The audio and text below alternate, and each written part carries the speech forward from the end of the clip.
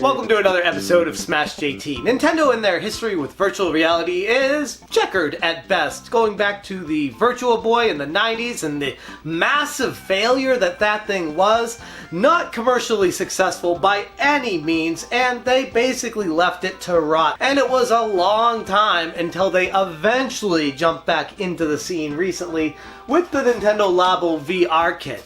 This thing is serviceable at best, and it provides a pretty decent experience overall, but it is missing a few features that I had hoped would be fixed in the next iteration of VR, assuming Nintendo wanted to continue down that path.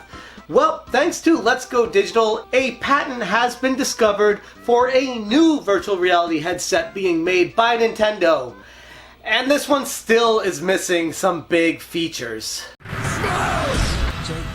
First applying for the patent back in February of 2018, and recently was made public by being published on the 22nd of August of 2019, here is the image from Let's Go Digital showing a new virtual reality headset. And the first thing I'm sure a lot of people are thinking when they see this image is, that looks exactly the same as the Labo VR. And unfortunately, for functionality purposes, it basically is. I mean, it's going to be a lot more comfortable, it's going to be plastic instead of cardboard, you're not going to have to put it together, and there's going to be a foam and covering spot so it doesn't get bright with exterior light when it's up against your eyes. But outside of these minor changes, I wouldn't even call them much of an improvement, just changes to the VR, it's still the regular VR headset that you still slide your Nintendo Switch into and slide the Joy-Con on it, and you have to hold it up against your face to play it.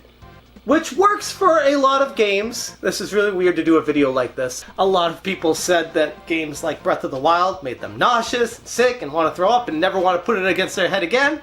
But other people said that it was quite serviceable and fun. For me personally, it was okay, but I haven't used it in like 4 months. I don't go back to it, I don't see a need for it.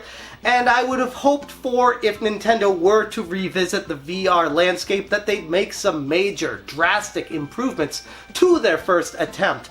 Namely, a head strap. Like, come on, we're in 2019, headed to 2020 right now, and we still can't get a head strap on our VR. This is obnoxious. The thing is heavy, and if you're going to be holding it up against your face the whole time, the play sessions are going to be extremely short. And on top of that, you're not going to want to revisit it that often if it's such a painstaking process of holding it up to your forehead every single time you want to play it. Without including a head strap, this new patent basically is the same exact thing as the cardboard Labo Nintendo Switch, except you don't have to have the cardboard and put it together yourself. So for those of us who wanted to experience Nintendo Switch VR but didn't want to buy the cardboard and put it together, I guess there will be an option available for you, assuming this patent comes to fruition, which is never guaranteed when it comes to patents. But I'm confused. Like, that Nintendo would do the Labo thing without a head strap, which kind of, I guess, makes sense because it's kind of tough to do head straps on cardboard, I guess. But if they're going to be going through the painstaking process of setting up a patent for a brand new iteration of a VR device and not adding the head strap to the top of it, that's just a head scratcher. This is something that could have easily been done with the way this patent looks, and honestly would have opened up a door to a tremendous amount of opportunities for VR in the future on the Nintendo Switch. As it stands right now, it looks like Nintendo is just trying to service that market that didn't have any interest in buying the Labo VR, but also wanted to experience VR in their own right. So, another hunk of plastic from Nintendo in your house. I'm thinking of possibilities that if this thing could strap to your head, that you'd be able to play VR games, maybe even revisit the Nintendo Virtual Boy catalog, have a whole slew of different ways to play VR, but as it stands right now, nope, this thing is simply just another iteration of what we already have, if this comes to fruition. The interior of the headset is lined with foam for increased comfort, and the lenses are shielded so that less light will enter the device when you have it up against your head.